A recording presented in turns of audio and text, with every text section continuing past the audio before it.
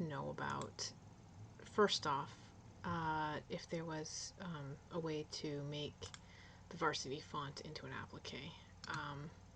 And it turns out that the Varsity font comes in an applique, so you don't actually have to make it into anything. You can simply go into your list and choose Varsity Applique caps. Okay, so apply that. Okay, right click, it puts it in. Right click again because I want it to be bigger to work with. I'm going to make it 2 inches tall. Enter. And there we have it. We have our Varsity Applique. You've got 3 layers.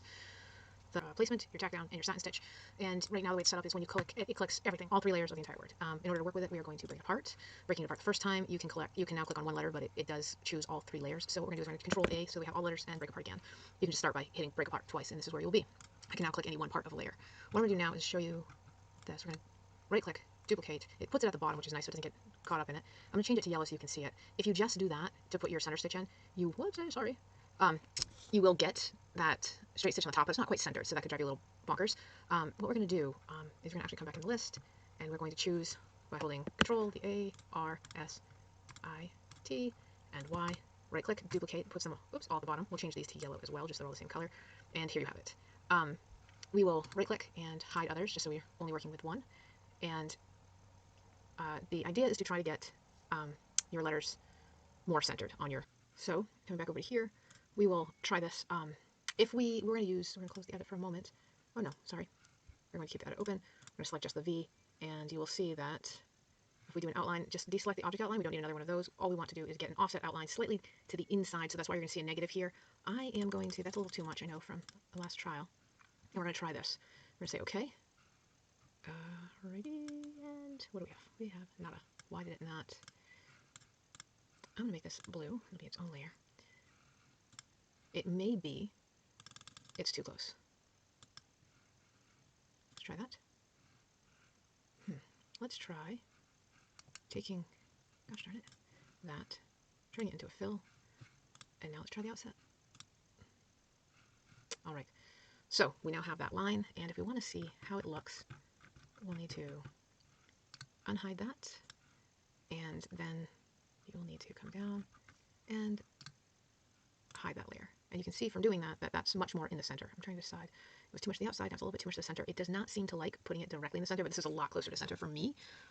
We can try it again. If we just go to, now I've got rid of that, we will unhide that, select that, and outline. We felt like that was a little bit too much. Hide that. And that's a little too far away. That's too close. So we're going to Control Z that, unhide that, outline, and OK. And hide. There we go.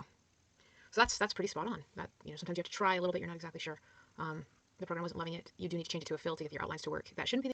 Okay, now the A will be a few more steps. I don't want to say trickier. It's not really trickier. It's just a few more steps. I'm just going to make it easier on our eyes and keeping things clear. I'm just going to change these colors. And I'm going to change them to fills. And we're going to select the whole, because as you see, if I do an outline on this, what I will end up with is an outline of this, not an outline of the,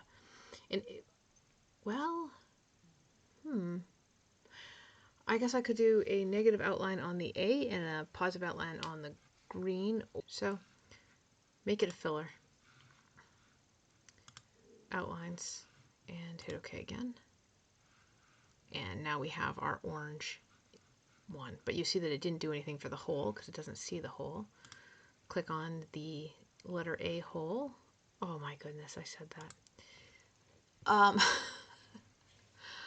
I have turned that to a fill, and now I can also select it for outlines and offsets.